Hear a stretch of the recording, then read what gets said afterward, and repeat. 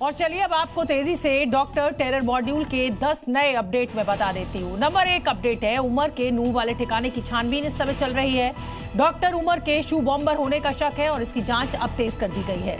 Number 3 update यह है कि फरीदाबाद से दिल्ली तक आतंकी उमर के रूट को रिक्रिएट करने की तैयारी है। जल्दी एजेंसियां पूरे रूट से विस्फोटक लेकर गुजरने का सीन रिक्रिएट कर सकती हैं।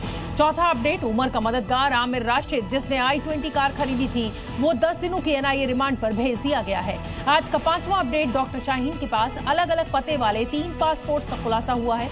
नंबर 6 अपडेट यह है कि शाहीन के लोन वुल्फ अटैक प्लान का भी खुलासा हुआ है। फरीदाबाद में अब तक 2000 कश्मीरी छात्रों से पूछताछ हो रही है।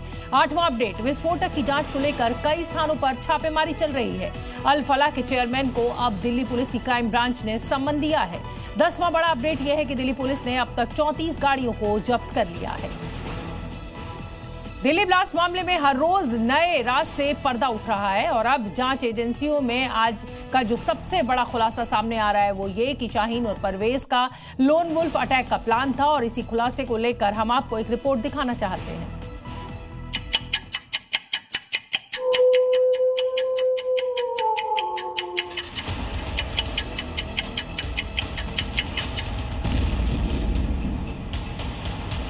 दिल्ली ब्लास्ट केस में जांच एजेंसियों ने जो खुलासा किया वो रोंगटे खड़े कर देने वाला है। ये सफेद पोश आतंकियों की एक हिडन लाइफ थी जिसमें वो खूनी साजिश रचते थे। वो दिन में डॉक्टर की जिंदगी जीते थे, रात 11 बजते ही आतंक की काली दुनिया में एक्टिव हो जाते थे। रात को करीब 3 घंटे ये सबसे ज्यादा एक्टिव रहते थे। इसे कहते हैं वोल्फ आर। वोल्फ आर में एक्टिव होते थे दिल्ली ब्लास्ट से जुड़े शाहीन, परवेज और अन्य आरोपी। वोल्फ आर में ही अपनी बातचीत और अपनी आतंकी गतिविधियों पर काम करते थे आरोपी। रात के समय ही आपस में संपर्क करते थे ये सभी आरोपी। चैट बॉक्स के मैसेज से लेकर आपसी बातचीत का ब्यौरा रात 11 बजे से 2 बजे तक का है जो जांच एजेंसियों को मिला है। इसी बीच चैट बॉक्स मैसेजेस, आतंकी प्लानिंग और संपर्क होते थे। ये समय इसलिए चुना गया ताकि ट्रेसिंग से बचा जा सके। दिल्ली ब्लास्ट मामले में लगातार जांच एजेंसियों का दायरा बढ़ता जा रहा है और अब जांच एजेंसियों को बेहद चौंकाने वाली जानकारी हाथ लगी है। शाहीन, परवेज, आरिफ ये वुल्फ पैटर्न पर लगातार काम कर रहे थे।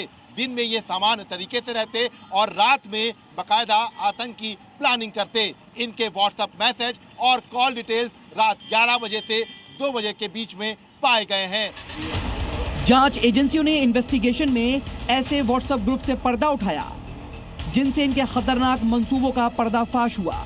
इस ग्रुप का नाम था वोल्फ पैक। वोल्फ पैक के नाम से एक व्हाट्सएप ग्रुप से जुड़े कई नंबर हैं। शाहीन इस ग्रुप की एडमिन है और परवेज, आरिफ इस ग्रुप से जुड़े हुए थे।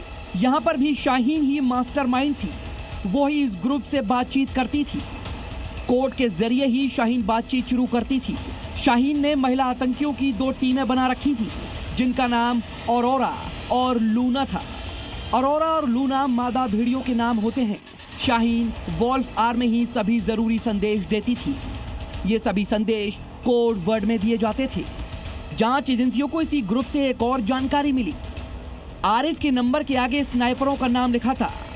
ग्रिफिथ, कुर्नेलियस शब्दों का प्रयोग भी इस ग्रुप में मौजूद नंबरों में नामों की जगह किया गया। मैडम सर्जन और शाहीन ग्रुप की अल्फा थी। वोल्फ पैटर्न पर ही शाहीन इनको घात लगाकर हमला करने की बात कहती थी। परवेज की तरफ से ग्रुप में लोन वुल्फ अटैक की जानकारी दी जाती थी। परवेज के घर से चापड़ भी छापेमारी के दौरान मिला था। पिछले 1 साल से परवेज इंट्रीगल यूनिवर्सिटी में नाइट ड्यूटी कर रहा था जो वुल्फ आर से मेल खाती है। ये कहा जा सकता है कि रात में बाकायदा आतंक की प्लानिंग की जाती और देश भर में कहां-कहां पर विस्फोट करना है और कैसे बाकायदा आतंकियों की ट्रेनिंग करनी है, टीम बनानी है, इस पर रात भर चर्चा होती और इस पर एक रणनीति बनाई जाती।